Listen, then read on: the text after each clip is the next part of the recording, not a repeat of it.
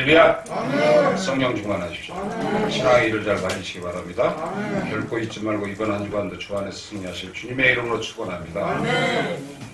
체스트론이라는 사람이 있었는데 그 사람이 욥기에 대해서 일리아드는 모든 삶이 전쟁으로 유명하고 오디세이는 모든 삶이 유행에서 유명하고 욥기의 삶은 모든 삶이 수수께끼라서 유명하다라는 말을 했어요.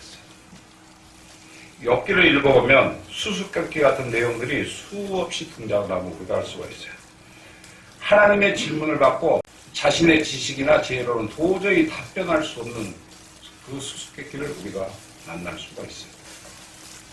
욥은 이 수수께끼 앞에서 자신의 무지함과 부족함을 깊이 깨닫게 됩니다. 그것은 바로 욥이 풀어야 할 수수께끼 중 하나가 까닭없이 오는 고난 때문이었어요. 그는 순전하고 정직하여 올바른 사람이었으며 하나님을 경외하고 악에서 떠난 사람으로 하나님의 칭찬을 받을 만한 믿음의 의인이요 나눌 데 없는 훌륭한 믿음의 사람이었어요. 그런 그가 혹독하게 다가오는 시련 앞에서 아무리 생각을 해봐도 하나님으로부터 매를 맞는 까닭을 전혀 알 수 없는 거예요. 매를 맞아도 왜 맞는지 알고 맞으면 벌이나 억울하고 이유나 또 알죠. 근데 욥은 그 이유를 알 수가 없는 거예요. 아무런 이유도 아무런 까닭도 없이 고통에 처하게 됩니다. 욥은 그러한 알 수 없는 까닭으로 그 수많은 재산을 잃었으며 알 수 없는 까닭으로 자녀들이 일시에 죽고 알 수 없는 까닭으로 자기가 병까지 걸려요. 또한 고난을 당하고 있는 그는 이로한다고 찾아온 친구들, 새 친구들이 말이 이로는커녕 그의 염장을 지르는 거예요. 오히려 상처를 받았어요. 이처럼 저와 여러분들은 아무런 까닭 없이 모든 어려움을 당하는 이 욥의 수수께끼를 바라보면서 이것은 욥의 문제뿐만 아니라 오늘날 우리들의 삶 가운데서도 이런 수수께끼들이 풀리지 않는 알 수 없는 이런 경우를 종종 만나게 된다는 사실입니다. 내가 예수를 잘 믿고 교회 잘 나가고 봉사 잘하고 헌신하는데 나에게 왜 이러한 고난이 올까? 이런 생각을 믿음의 생활을 하면서 겪어보신 분들이 많이 있을 거라고 봅니다. 저도 마찬가지였어요. 저도 믿음의 생활을 하면서 여러 가지 환난과 고난에 닥치면 하나님께 물어봐요. 내가 도대체 무엇 때문에 이런 고난과 고통을 당해야 합니까? 우리의 생각과 우리의 방법으로는 도저히 알 수 없는 거예요. 거기에는 몇 가지 수수께끼가 있어요. 왜 나에게 이런 일들이 일어나야 할까? 의심하는 마음들이 우리 인간들에게 다 있어요. 믿는 사람에게도 다 있어요. 그래서 오늘도 본문을 중심으로 저와 여러분들의 삶 속에서 왜 이런 수수께끼 같은 일들이 생기고 또 그런 일을 만날 때 어떻게 풀어가야 할지를 생각하면서 변함없는 신앙인이라는 제목으로 함께 은혜를 나눈 거죠. 그러므로 오늘 이 시간에도 저와 여러분들은 이 험난한 육신의 삶을 살아가면서 알 수 없는 수수께끼 같은 일들이 닥칠지라도 이를 욥과 같은 믿음으로 헤쳐나가 항상 승리자의 믿음으로 이겨나가시기를 주님의 이름으로 축원합니다. 첫째로 사단은 모든 방법을 동원하여 성도들의 믿음을 무너뜨리려고 합니다. 조금 전에 읽었던 욥기서 1장 7절에 여호와께서 사단에게 이르시되 내가 어디서 왔느냐? 사단이 여호와에게 대답하여 이르되 땅에 두루돌아 여기저기 다녀왔나이다. 이렇게 이야기를 하는 거예요. 지금 이 시간에도 그 사단은 이곳에 왔어요. 와서 저와 여러분들이 온전한 믿음의 생활을 하지 못하게 하고 이 말씀의 지루함을 느끼게 하고 말씀을 깨닫지 못하게 만들어요. 이게 사단의 역사예요. 이 공중권세 잡은 사단은 하나님의 역사보다 더 빠르거든요. 더 강하거든요. 그러니까 여러분들이 믿음의 생활하다 시험을 당하는 거예요. 시험을 당하면 왜 내가 시험을 당했는지 그조차 파악하지 못하고 이 사단의 계획에 빠져서 믿음을 저버리거나 죄를 짓거나 회개하지 않는 경우를 우리가 종종 볼 수가 있습니다. 오늘날까지도 이 육신의 땅에서는 공중권세를 잡은 사탄에게 허락된 그의 활동 장소예요. 천국에가 사단이 있을까요? 없다는 거죠. 하나님께서 권세를 가지신 그곳에는 사단의 역사가 없어요. 그러나 이 육신의 땅에는 사단이 두루 다니며 우리를 깨트려보고 우리를 넘어뜨린다, 이렇게 이야기하고 있어요. 그래서 이 세상을 두루 돌아다닌다는 거예요. 지금도 이 시간에 여러분들이 무슨 마음으로 예배를 드리는지 하나님도 아시겠지만 사탄도 알고 있다는 사실. 그래서 두루 돌아다녔다는 뜻은 사탄의 적극적인 활동성을 말해요. 그러니까 땅 여기저기를 돌아다녀요. 가정 여기저기를 다녀요. 여러분들 마음속에 이쪽 저쪽을 돌아다니면서 여러분들 마음을 다 깨뜨려 보려고 어떻게 하면 넘어뜨릴까, 이런 생각을 하면서 사단은 저와 여러분들이 병들게 하고 망하게 만들고 또 하나님을 떠나게 만들려고 수단과 방법을 가리지 않는다는 사실이에요. 때문에 사도 베드로는 사단은 우는 사자와 같이 두루다니며 삼킬 자를 찾고 있다, 이렇게 베드로전서 5장 8절을 통해 말했던 거예요. 이러한 사단의 공격을 그 누구도 피할 수 없어요. 여러분, 사단에게 이길 수 있어요? 사단의 유혹은 얼마나 달콤한지 몰라요. 교회 좀 나가려고 그러면 나갈 수 없도록 환경을 만들어 놓고, 믿음 생활을 하려고 하면은 믿음 생활을 할 수 없도록 만들고, 또 충성하고 봉사하려고 그러면 눈에 가시 같은 것만 보이게 만들고, 그래서 교회를 떠나게 만들고 사람을 보며 판단을 하고 정죄할 수 있는 그런 마음을 주는 게 사탄의 마음. 그러나 하나님의 사람들은 역처럼 아무리 어려운 환난과 환경에 처할지라도 굳건히 이를 참아내는 사람이 믿음의 사람이고 욕과 같은 신앙을 가진 사람임을 믿으시기 바랍니다. 우리가 오늘날 그런 신앙을 갖지 않으면 이 세상에서 결코 살아날 수가 없어요. 지금 마지막 시대잖아요. 얼마나 이 세상이 혼란스럽고 더럽고 추악합니까? 방송을 보면 예수 믿는다는 사람들이, 목사라는 사람들이, 장로라는 사람들이, 집사라는 사람들이 교회에서도 불륜관계가 일어나고 돈을 편취해가지고 감옥에 가고 이런 게 막 방송에 나오잖아요. 교회라고 사탄의 역사가 없는 게 아니에요. 더 강해요.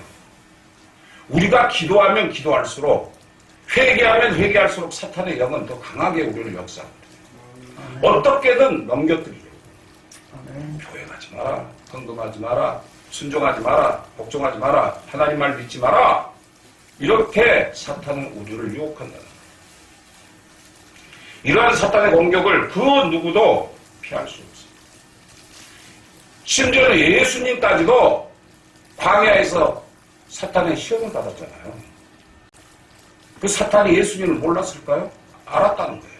그런데 예수님까지도 시험을 한 이 사탄은 얼마나 악랄하고 교활한지 우리 인간들이 어딘가란 믿음으로는 이겨나갈 수가 없어요.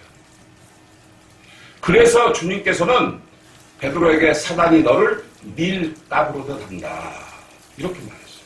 밀가부로도 단다. 그게 무슨 소리죠? 곡식을 거두면 채질을 하죠. 채질을 해서 낙에 가라지를 다 걸러내잖아요. 그렇듯이 저와 여러분들을 채에다 놓고 밀가부르듯이 가지고 논다는 얘기예요, 사단. 오늘 본문인 욥기서 1장 8절에서 여호와께서 사탄에게 이르시되 내가 내 종 욥을 유의하여 보았느냐?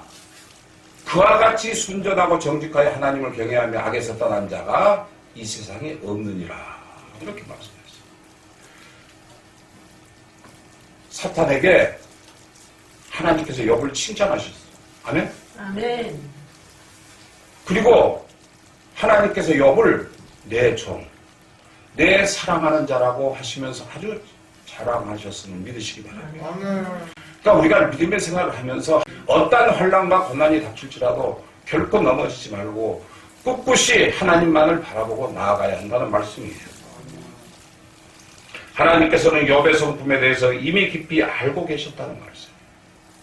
그래서 하나님께서는 이렇게 성도들을 깊이 관찰하시는 일을 기뻐하고 계심을 믿으시기 바랍니다. 아멘. 하나님께서는 욥을 칭찬하시기를 그와 같은 자가 이 세상에 없느니라 이렇게 말씀하십니다. 욥은 경건함과 신실함에 있어서 이 세상에서 가장 뛰어난 자라고 말씀하고 계십니다. 하나님께서 믿음으로 살아가는 선한 사람들의 길과 행위에 대해서 매우 깊은 관심을 기울이고 그것들을 지켜보고 계십니다. 여러분들이 언제나 믿음으로 하나님만을 바라보고 사는지 보고 계십니다. 때문에 내종 욥이라고 말씀하신 것도 욥에 대한 하나님의 친밀하심과 특별한 관심을 말하고 계심을 믿으시기 바랍니다. 하나님의 그를 사랑해서 그에게 관심을 갖고 있어요. 여러분, 하나님께로부터 관심을 받는 자가 되시기 바랍니다. 하나님의 관심 밖의 사람이 되면 그 인생은 망하는 거예요. 그 영혼은 죽는 거예요. 그 영혼은 지옥 갈 수밖에 없다는 거예요. 그러나 하나님 안에서 관심을 받는 자, 이런 자들은 하나님께서 끝까지 지켜주심을 믿으시기 바랍니다. 오늘 본문인 욥기서 1장 9절로 10절에서 사탄은 하나님께로부터 욥에 대한 칭찬을 들으면 이렇게 말해요. 사단이 여호와께 대답하여 이르되 욥이 어찌 까닭없이 여호와를 경외하오리까. 주께서 그와 그 집과 그의 모든 소유물을 사늘로 두심이 아니니까. 주께서 그 손으로 하는 바를 복되게 하사 그 소유물로 땅에 널리게 하였음이니이다. 이렇게 사탄은 욥을 시기하며 침소를 해요. 무슨 말이냐? 하나님께서 욥을 너무 사랑하셔서 많은 재산과 많은 자식과 많은 부경화를 주셨지 않습니까? 그러니까 욥이 거기에 고마워서 하나님을 따르는 거 아닙니까? 만약에 그에게 아무것도 없다면 하나님을 따르겠습니까? 이 얘기예요. 오늘날 많은 믿음의 사람들이요, 시험에 들면 가장 먼저 누구를 원망해요? 하나님을 원망해요. 나는 하나님께로부터 축복을 받았다고 생각했고 하나님께로부터 관심을 받은 자라고 생각을 했는데 막상 자기에게 환난과 고난이 닥치면 하나님을 원망해요. 윤효선 목사도 그런 때가 있었어요. 그래서 그는 주께서 그의 손으로 하는 말을 복되게 하사 그 소유물로 땅에 널리게 하셨음이니라. 사단은 욥의 경건함의 근거와 실체성에 대해서 이렇게 도전을 제기해요. 사단은요, 얼마나 악랄한지 하나님께도 도전을 해요. 까닭 없이, 이유 없이, 연보도 없이, 자신의 이익에 관계없이 이 세 가지를 이야기하고 있어요. 사단은 하나님께서 칭찬하는 욥의 신앙은 하나님께서 그에게 복을 베풀었기 때문에 욥이 하나님을 경외해야 한다. 이렇게 거짓을 구하는 거예요. 물론 그가 하나님을 경외함으로써 하나님께로부터 많은 축복을 받았어요. 그래서 욥이 하나님을 경외하는 거 아닙니까? 만약에 그가 가진 게 없다면 그럴 수가 없을 겁니다. 이런 식으로 이간질을 비치는 거예요. 중간에서. 오늘날 믿음의 사람들도 그래요.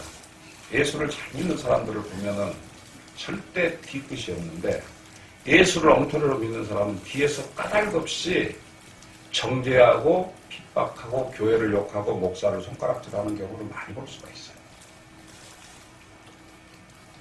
그것은 바로 그들 마음속에 사단이 있기 때문에 그런 거예요. 그리고 욥의 경건함은 단순히 그 어떤 보상 차원을 바라고 이기적인 동기에서 나온 것이라고 비난을 하는 거예요. 당신이 잘 먹고 잘 살게 해주고 모든 것을 누리게 해주니까 욥이 저렇게 따르는 거 아닙니까? 계속해서 하나님께 침소를 하는 거예요. 이처럼 욥을 침소한 사탄은 욥을 무너뜨리기 위해서 하나님의 허락을 받고 온갖 시련을 겪게 하여 욥의 신앙을 무너뜨리려고 거짓을 고했다는 사실입니다. 때문에 오늘날까지도 사탄은 욥뿐만 아니에요. 하나님을 경외하는 신실한 신앙인들을 무너뜨리기 위해서 온갖 방법을 다 동원하고 있음을 기억하시기 바랍니다. 사탄은 하나님께 대적하는 악마를 말해요. 히브리에서 이 단어가 관사 없이 쓰일 때는 일반적으로 적대자, 대적, 원수 등을 의미하고 있음을 알 수가 있어요. 이후에 대개는 관사가 붙어서 하나님을 대적하는 존재, 즉 마귀라는 뜻으로 사용되고 있기에 성경에서 말하는 사탄은 여러 가지 별명들을 가지고 있음을 우리가 알 수가 있어요. 여러분들이 성경을 잘 읽어보세요. 얼마나 많은 사탄이 나오는지. 귀신의 왕, 시험하는 자, 바알세불, 원수, 악한 자, 대적자, 속이는 자, 큰 영, 거짓사람, 살인자, 죄를 짓는 자, 무적행의 사자, 아볼로, 옛배, 꼬불꼬불한 뱀, 이 세상의 신, 공중권세 잡은 자, 사망의 세력을 잡은 자, 이 세상의 임금, 어둠 속의 세상 주관자 등등의 수많은 별명들이 성경에 기록되어 있음을 우리가 알 수가 있어요. 이게 전부 다 사탄을 뜻하는 거예요. 이런 수많은 별명들처럼 사탄의 성품과 활동상, 그리고 이 육체의 세상에서 온갖 더럽고 추악한 일을 통해 믿음의 사람들을 지옥의 길로 이끄는 하나님의 피조물이라는 사실을 기억하시기 바랍니다. 그 사탄도 하나님이 지으셨거든요. 근데 그가 하나님께 대적하다가 쫓겨난 악한 사탄 마귀예요. 그래서 그가 공중권세를 잡았어요. 그러면 깨달아야 될 텐데 이 악한 게 변하지 않은 게 문제라는 거예요. 이 사람들도 우리가 그런 사람들을 볼 수가 있어요. 선으로 대하면 그 사람의 선행을 고맙게 받고 이에 감사하는 삶을 살아야 돼요. 여러분들의 삶 속에서도 마찬가지예요. 하나님으로부터 지금까지 사는 모든 것들이 하나님께로부터 왔다고 생각하고 좋은 것만 생각하면 여러분들 마음속에 성령 충만한 삶을 살고 기쁨의 삶을 살 수가 있어요. 그런데 좋은 것은 자기가 다 내가 다 내가 능력이 있어서 내가 권세가 있어서 내가 가진 게 많아서 자기가 한 것처럼 이렇게 이야기를 해요. 여러분 못 먹고 못 살고 힘들고 고통 속에서 병 중에서 살지라도 이 모든 것은 하나님께로부터 왔다는 사실을 기억하시기 바랍니다. 그래서 그럴 때일수록 회개하고 겸손해야 돼요. 그럴 때일수록 하나님께 감사해야 돼요. 이런 사탄의 공격을 받은 욥은 수많은 재물과 자식을 이룬 후 욥기서 1장 22절로 23절을 통해 이렇게 고백하고 있음을 볼 수가 있어요. 욥이 일어나 겉옷을 찢고 머리털을 밀고 땅에 엎드려 경배하며 가로되 내가 못해서 적신으로 나와 싸운즉 또한 적신이 그리로 들어가올지라도 주신 자도 여호와시요 취하신 자도 여호와시니 여호와의 이름이 찬송을 받으실지니라 하고 이 모든 일에 욥이 범죄하지 아니하고 하나님을 향하여 어리석게 원망하지 아니하리라 하려니 그는 결코 하나님을 원망하지 않았어요. 이런 믿음을 가져야 돼요. 참 역과 같은 믿음을 갖는다면 여러분 이거 맡아놓고 천국 가는 거예요. 맡아놓고 축복을 받아요. 맡아놓고 병 고침만 받아요. 맡아놓고 여러 가지 문제를 해결하면 받을 수 있어요. 근데 우리 마음에 인간들 마음속에 세속적인 것들이 들어있어서 마귀한테 넘어가서 자꾸 그 꼬임에 넘어가니까 문제라는 거예요. 야, 너 그렇게 해봤자 손해야. 뭐 하려고 너가 고개를 숙여? 왜 너가 져? 그냥 너도 능력도 벌고 능력도 쓰고 능력도 살아. 이 세상을 즐기고 살아. 세상과 더불어 살아. 이렇게 사탄은 우리를 유혹합니다. 그러므로 저와 여러분들도 사탄의 시험으로 고난이 올지라도 욥처럼 결코 좌절하지 아니하고 오직 하나님을 신뢰하는 믿음으로 승리하는 모든 분들이 되시길 주님의 이름으로 축원합니다. 둘째로 믿음의 성도들은 시험이 닥칠 때 한결같은 믿음을 가져야 합니다.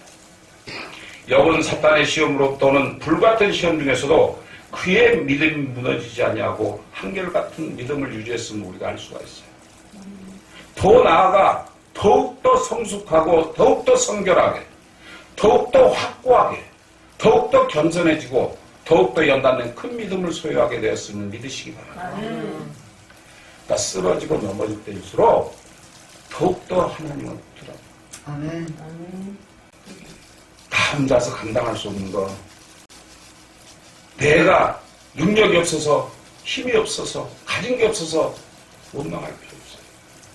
이럴 때일수록 더욱더 하나님께 매달려서 하나님께 나의 부족함을 아뢰고 하나님께 모든 것을 맡길 때 하나님께서 책임져 주신다는 사실을 욥은 알았다는 사실. 히브리서 13장 8절에 예수 그리스도는 어제나 오늘이나 영원토록 동일하시느니라. 할렐루야. 아멘. 이 육신의 세상에는 변하지 않는 게 제일 없잖아요.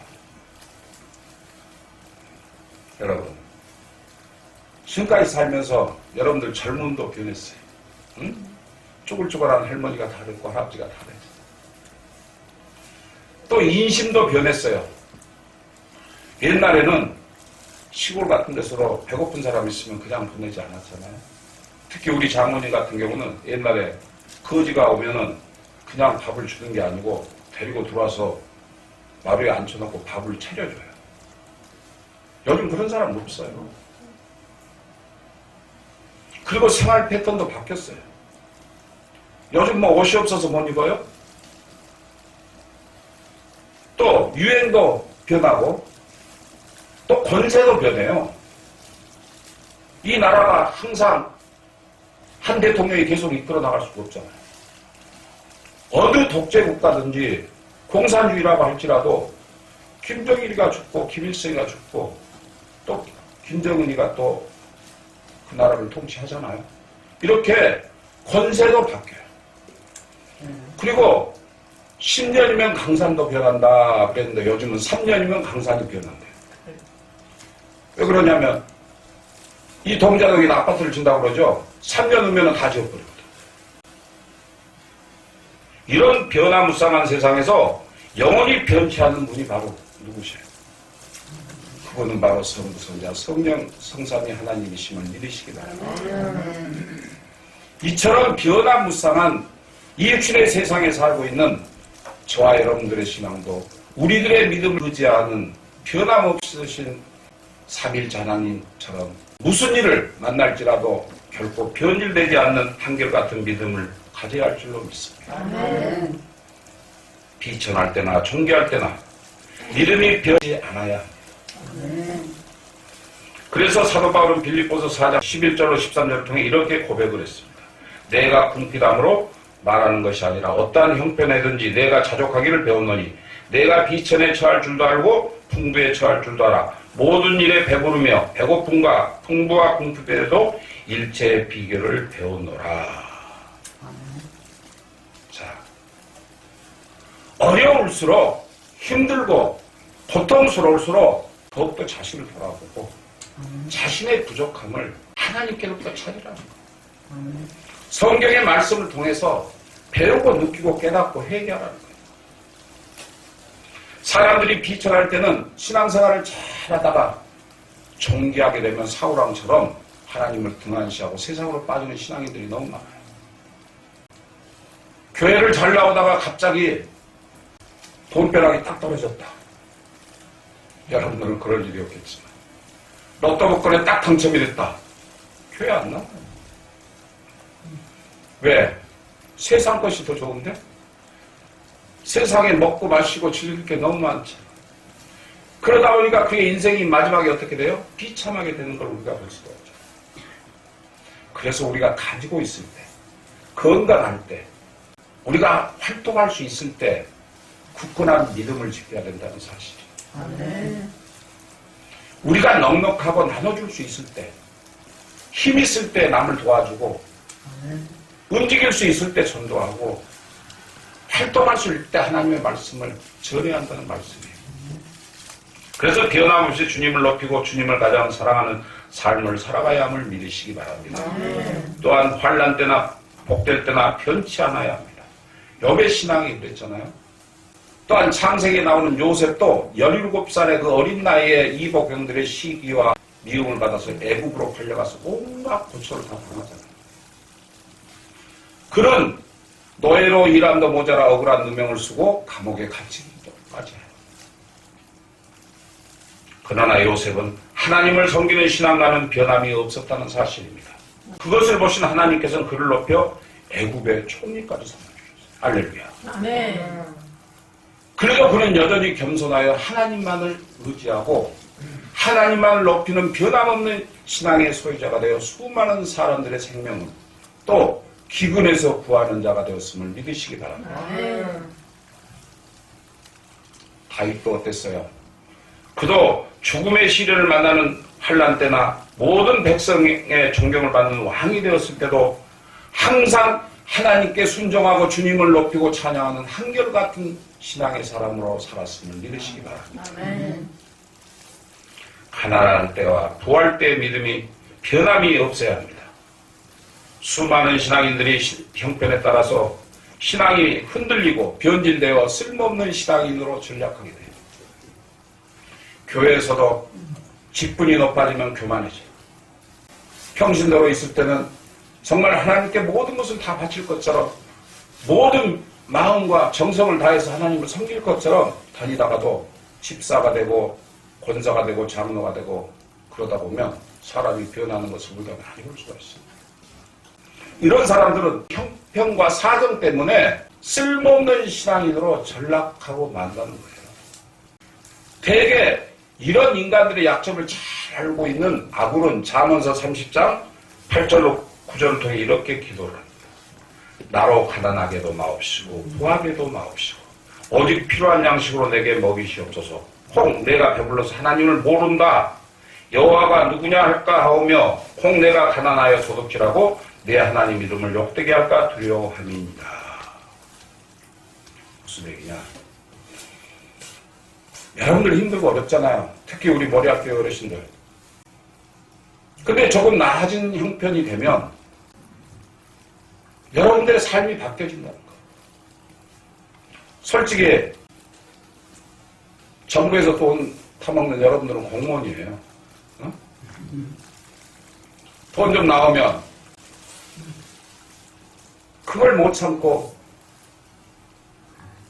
먹고 마시며 허비하는 사람들을 우리가 흔히 볼 수가 있잖아요. 그거는 믿음의 사람들이 하는 일이 아니거든요.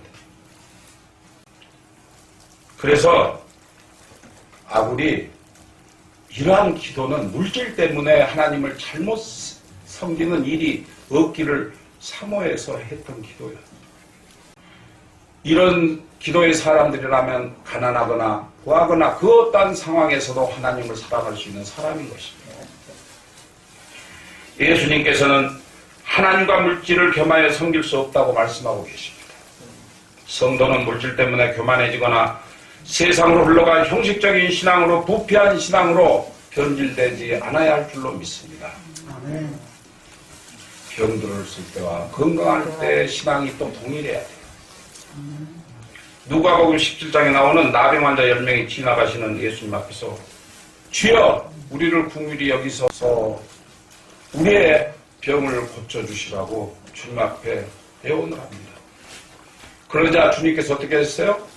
그들을 불쌍히 여기사 그들의 나병 환자를 동시에 10명을 다 고쳐줬어요. 그런데 문제는 이 10문둥이가 다 고침을 받았음에도 불구하고 예수님께 나온 사람은 딱 한 사람밖에 없어요. 한 명. 9명은 문둥병이 고쳐지니까 가서 아무 말도 하지 말라고 했는데 온 동네 가서 나 문둥병에서 해방됐다고 그러고 자랑하러 떠나버렸어요.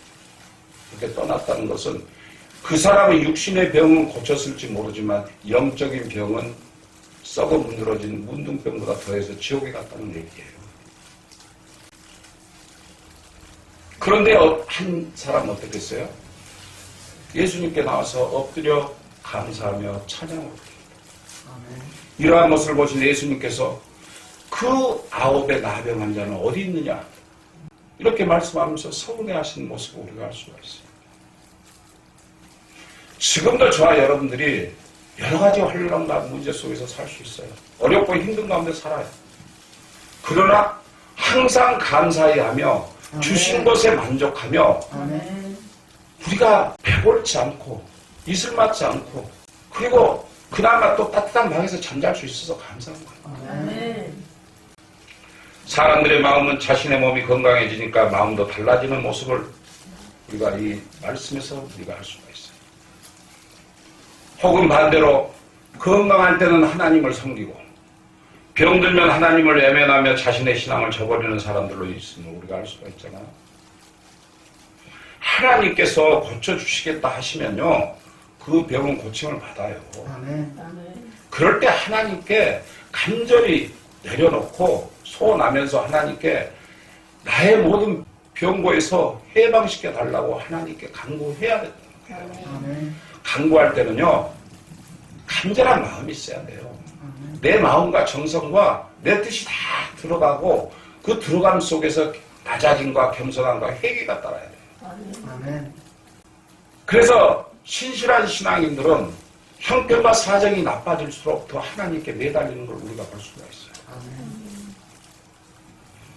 그래서 그런 사람들은 더욱더 하나님의 은혜를 체험하며 더욱더 하나님께 소망을 두는 기쁜 신앙인의 삶을 살면서 항상 감사하는 믿음의 성도들이 되기도 한다는 사실이에요.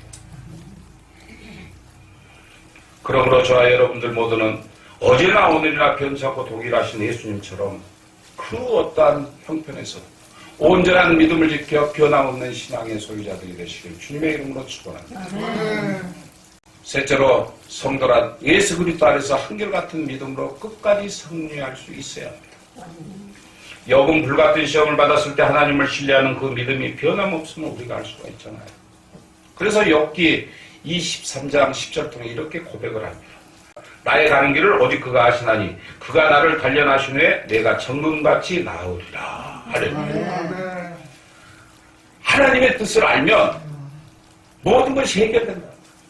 자기 병도 고침받고 그동안 잃어버렸던 모든 자식들, 모든 재산, 모든 것을 10배, 100배로 채워주시는 하나님이라는 걸 믿었다는 거예요.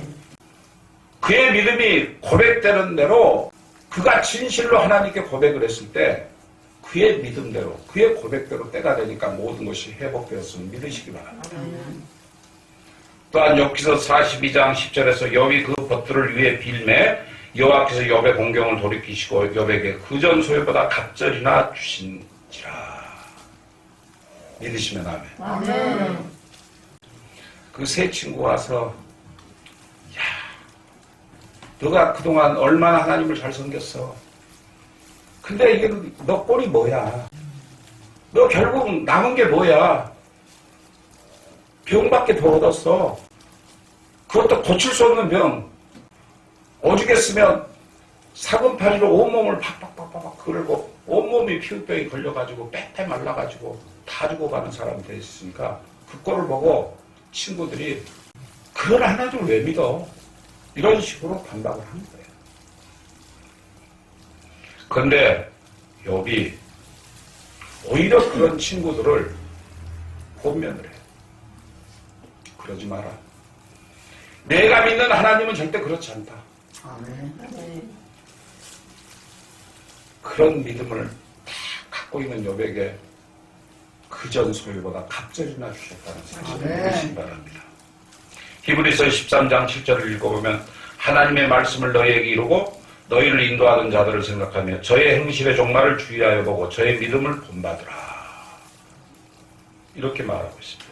이처럼 신실한 믿음의 성도들은 하나님의 신실하심을 본받아 살아가면서 오직 하나님께만 소망을 두고 살았다는 사실을 기억하시기 바랍니다. 저와 여러분들이 믿는 하나님은 공평하신 분이세요. 하나님의 공평에 대해서 저와 여러분들은 많은 의문이 날 때가 있어요. 그러나 하나님께서는 일반적인 은혜와 자연환경, 시간은 누구에게나 공평하시고 편애가 없으시오. 하지만 구원의 은총과 믿음에 대한 보상 및 불신앙에 대한 보응은 반드시 구별하시는 분이심을 잊지 마시기 바랍니다. 여러분들이 온전히 믿으면 거기에 따르는 합당한 보상을 해주셔요. 그러나 하나님을 대적하면 거기에 대한 불신앙에 대한 그 죄의 대가를 반드시 따지신다는 사실. 그런 자들은 결코 천국에 갈 수가 없어요. 그래서 우리가 하나님께로부터 은혜를 받으려면 보상의 자질을 갖춘다.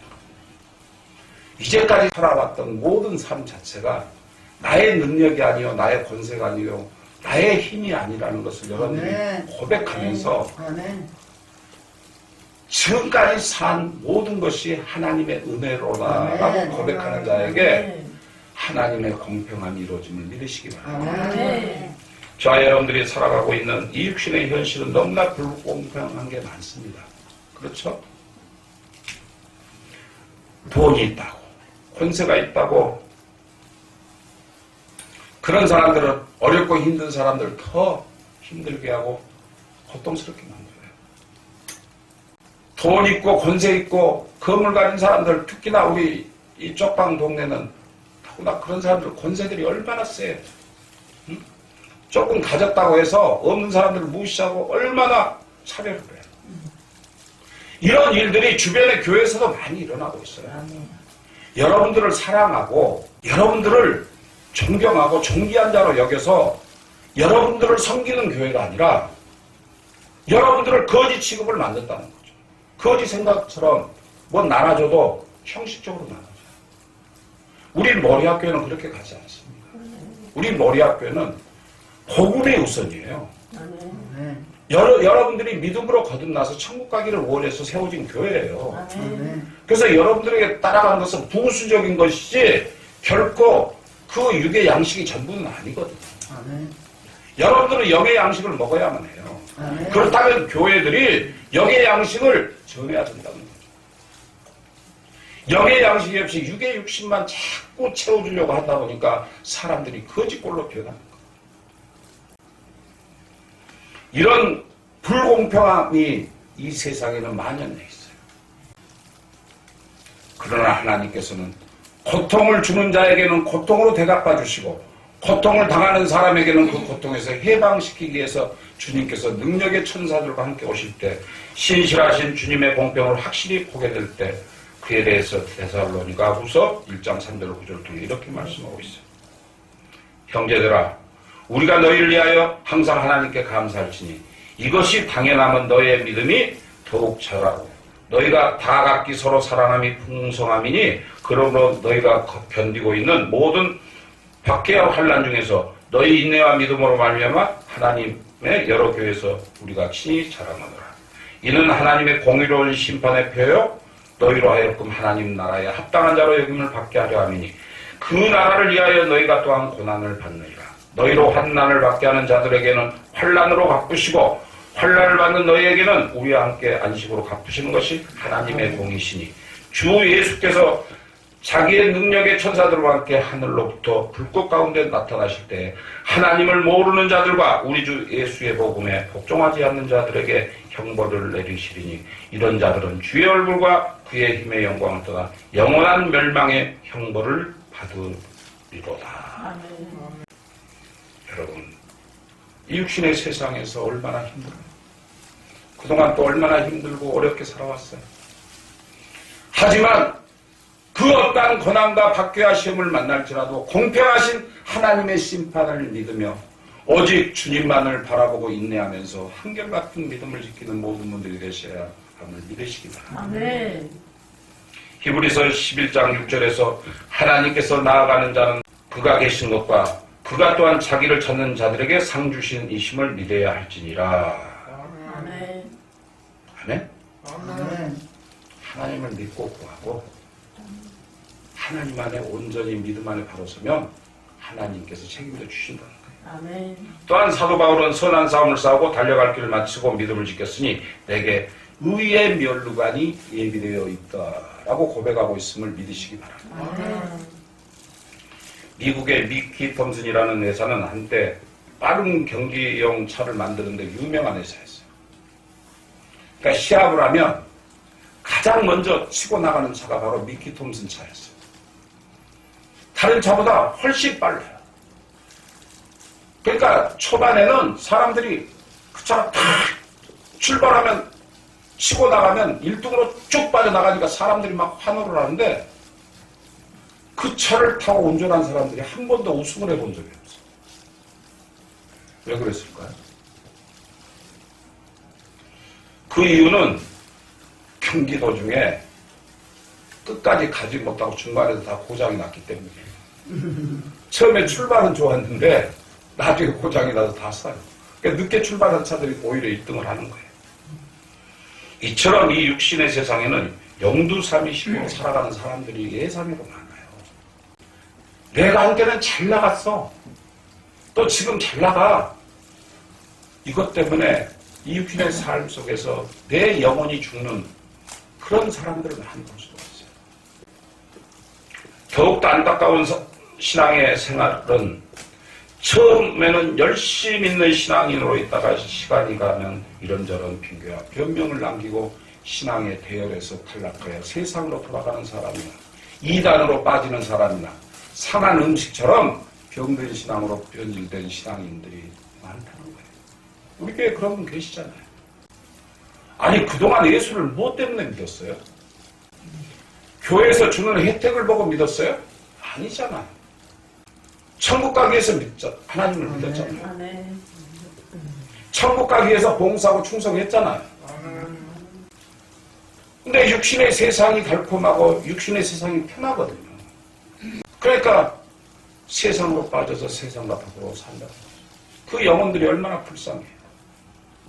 천년만년 살 것 같죠? 천만의 말씀. 우리가 이 육신의 세상을 살다 보면요, 사업에 실패할 수도 있고, 가정이 안 좋아질 수도 있고, 또 가정이 깨어질 수도 있고, 건강이 나빠질 수도 있지만, 우리의 신앙생활이란 우리가 모두가 이 육신의 삶을 살면서 우리가 맞닥뜨려야 할 그런 일들이에요. 그래서 우리는 끝까지 달려가는 경주자가 돼요. 아무리 환경과 조건이 나빠도 그 결승점을 향해서 달려가야 한다는 말씀이에요. 그 결승점이 어디예요? 천국까지 가야 되는 거죠. 때문에 신앙을 지키는 일에 실패하면 모든 소망이 없게 됨을 기억하시기 바랍니다. 여러분, 이왕 예수 믿은 거 확실하게 믿으시기 바랍니다. 자신의 삶 자체를 예수님께 맡기시기 바랍니다. 그러면 욥과 같이 갑절의 축복을 받으심을 믿으시기 바랍니다. 만약에 이러한 삶을 살지 않고 이러한 믿음의 생활을 하지 않으면 결코 천국에 갈 수 없고 영원한 지옥의 나락에 떨어진다는 사실을 기억하시기 바랍니다. 그러므로 저와 여러분 모두는 주님 안에서 한결같은 믿음으로 끝까지 승리하여 정말 천국을 바라보며 찬양하며 경배하며 악한 사탄이 대적할 때마다 예수 그리스도 이름으로 명하노니 다 떠나갈지어다 이렇게 외칠 수 있는 강력한 믿음의 소유자들이 되시길 주님의 이름으로 축원합니다.